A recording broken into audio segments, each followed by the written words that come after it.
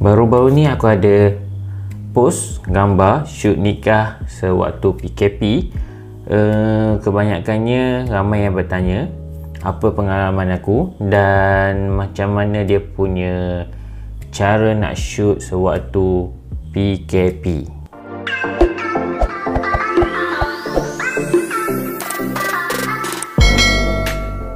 Hello, hi guys, welcome back to my channel. Nama aku Azrul. Kepada yang masih lagi baru kat channel ni, aku ucapkan selamat datang. Dalam kali ni aku nak share sedikit pada korang tentang pengalaman aku sewaktu aku shoot nikah di waktu PKP ni.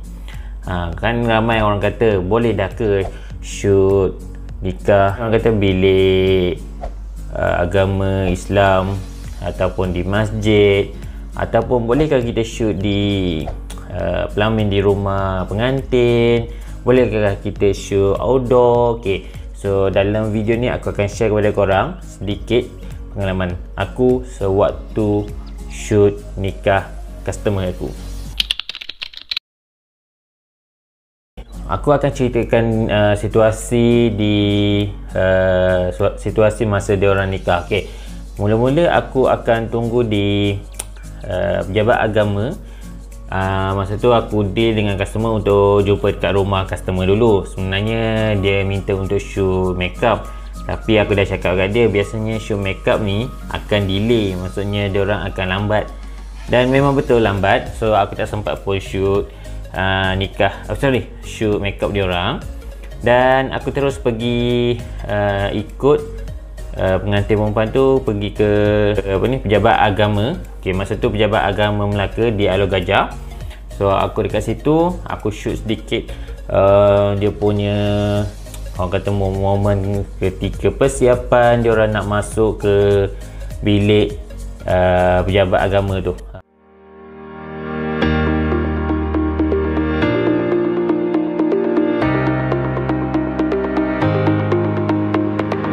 Okay, masa tu dia ada buat preparation, macam kena isi borang, okay, siapakah saksi, siapakah yang akan masuk ke dalam bilik pejabat tu.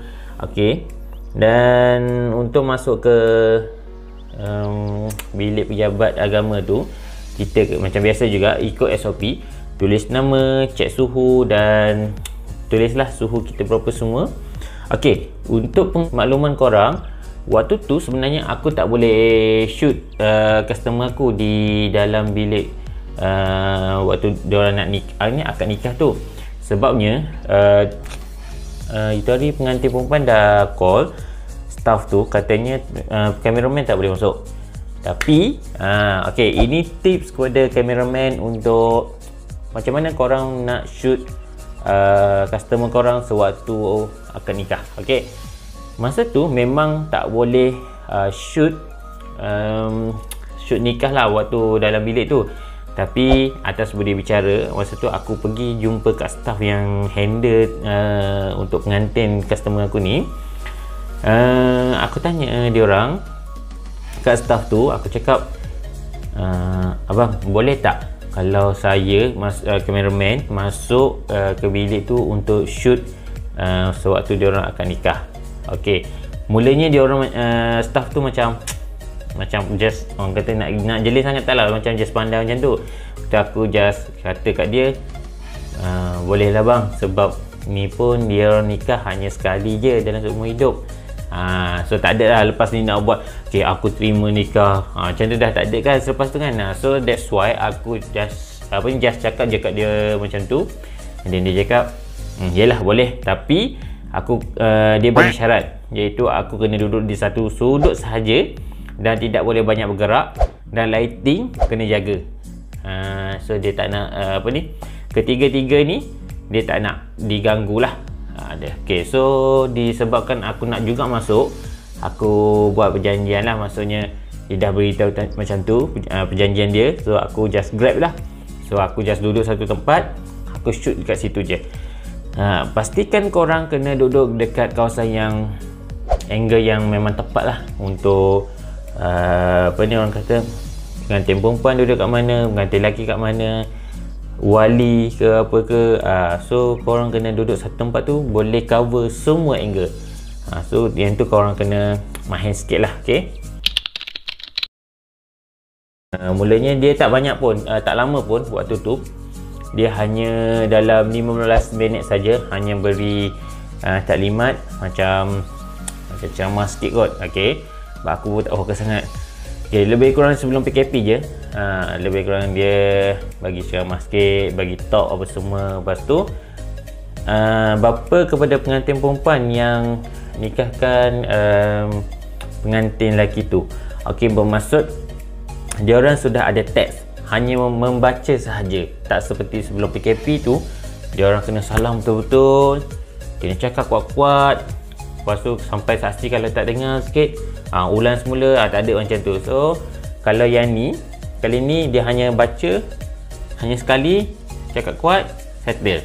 So dalam masa 15 minit semuanya settle. Macam biasa, ada orang kata apa, pembagian lepas akad apa semua, ada bagi sedikit kata mas kahwin ke apa semua macam tu. So dia ada juga buat.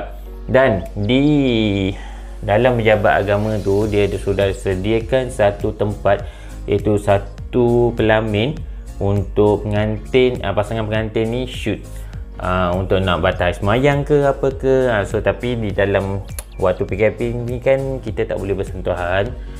So masa tu aku hanya kata, okay, just buat browsing yang sweet-sweet je lah. Okay, sebab dekat rumah pun ada pelamin lagi. So dekat situ kita boleh shoot diorang lagi.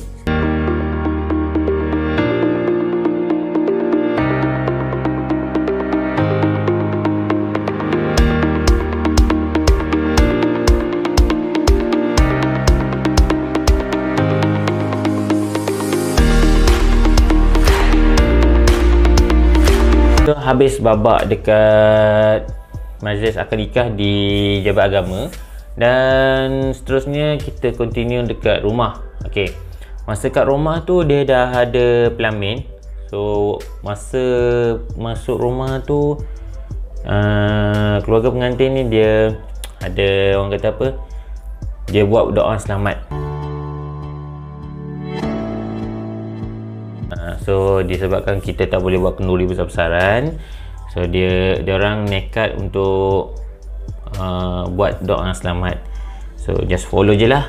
Okay, lepas tu barulah ada macam gambar untuk sarung cincin. Okay, lepas tu ada gambar dengan keluarga, family macam biasalah. Sebelum PKP pun korang dah biasa kan shoot group foto apa semua.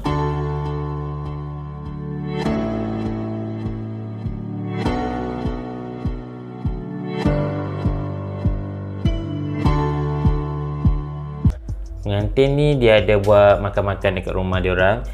So waktu tu peraturan dia tak boleh melebihi daripada 20 orang.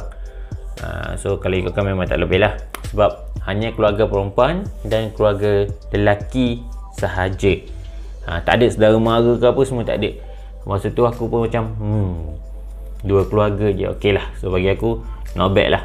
Yang penting majlis akad nikah tu berlangsung dengan lancar kan. Lepas tu dia adalah macam aktiviti makan beradab, potong kek. So benda tu macam dah biasalah, kenduri yang sebelum PKP pun sama, ada juga macam tu kan.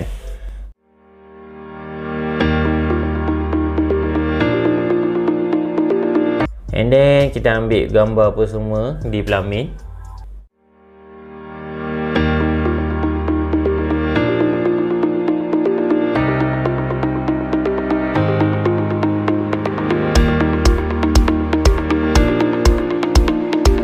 Lepas tu barulah kita buat sesi outdoor. Okay, kat sini pengantin tak tukar baju, just touch up je makeup dia. Dan pasal outdoor tu, waktu tu sebenarnya agak panas waktu tu, sebab nikah waktu pagi, tengah hari tu sekejap di rumah makan-makan dulu, kenyang apa semua kan. Lepas tu baru pergi outdoor. So outdoor tu waktu tu masih lagi panas lah, sebab dalam pukul 2, pukul 3 petang kan. Kalau ikutkan sebelum PKP, majlis kahwin habis dalam pukul 3.30, pukul 4 kan. Lepas tu baru pergi outdoor kan. Masa tu kalau outdoor waktu tu taklah panas sangat, sebab selepas pukul 4 tu kira macam golden hour punya ni kan. Kalau sekarang waktu PKP ni kebanyakan outdoor waktu tengah panas. So macam dalam pukul 2-3 petang lah macam tu kan, pukul 2 petang, 3 petang, matahari masih terik lagi panas. So korang kena cari pot yang banyak pokok yang redup supaya korang tak rasa panas sangat lah shoot, ataupun nanti perempuan tu penat sebab makeup dia dah cair ke apa. So masa tu aku pergi cari yang dekat area pantai, sebab area pantai tu ada pokok ru. So kita orang just shoot dekat area situlah. So satu dekat area Masjid Selat dan satu lagi dekat Kelabang. So dua-dua ni aku ada buat shoot dekat bawah pokok, dan masa kat Kelabang tu dia dah macam golden hour. So korang boleh tengok gambar ni. So sebenarnya waktu ni bukan waktu malam so gambar ni sebenarnya waktu siang lah, waktu pukul 5 macam tu lah, 5-6 macam tu. Okay, so settle sampailah habis sampai ke outdoor.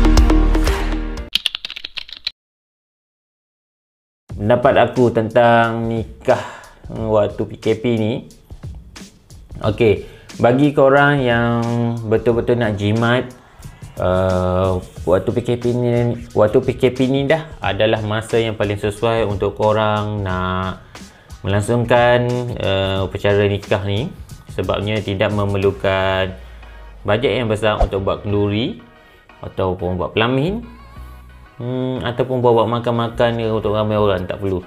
So nikah pun hanya buat di pejabat agama, ataupun yang aku dengar sekarang ni dah boleh buat dekat masjid. So not sure lah sama ada dekat masjid tu dah boleh terima tetamu yang ramai ataupun macam mana, aku tak sure. Sebab aku akan tengok nanti next aku punya wedding ataupun majlis nikah customer aku. So sebab benda ni kalau ikutkan MKN kita, dia ada beritahu akan dibuka majlis perkahwinan ni secara berperingkat. So kita akan tunggulah daripada diorang apa macam mana, ada SOP ke atau macam mana. Kita ni sebagai fotografer just shoot momen-momen diorang lah. So be make sure untuk kekalkan jarak dan jaga SOP yang telah diberikan tu. So kita kena ikut lah. Okay, so itu saja yang aku nak share kepada korang tentang pengalaman aku shoot nikah di waktu PKP ni. So kalau bagi pengantin, aku rasa diorang ni sangat jimat, sangat untung, dan tak akan ada makcik-makcik bawang yang akan condemn diorang, sebab diorang pun akan faham. Kalau condemn juga aku pun tak tahu. Okay, dan korang perlu hire fotografer, sebab even korang nikah di pejabat agama, okay, fotografer ni lah yang akan membantu korang untuk menangkap orang kata kenangan-kenangan korang sewaktu nikah di waktu PKP ni kan. We make sure korang just hire je fotografer. Kalau korang rasa nak juga pelamin, boleh juga tempah pelamin dekat bridal yang mana-mana yang korang kenal. Lepas tu makan beradak, potong kek pun still lagi korang boleh proceed. Untuk hantaran juga korang pun boleh proceed. So tiada masalah lagi. Cumanya dia hanya ketatkan untuk tetamu dan buat majlis kenduri sahaja. So itu saja yang tak boleh lah sekarang ni kan.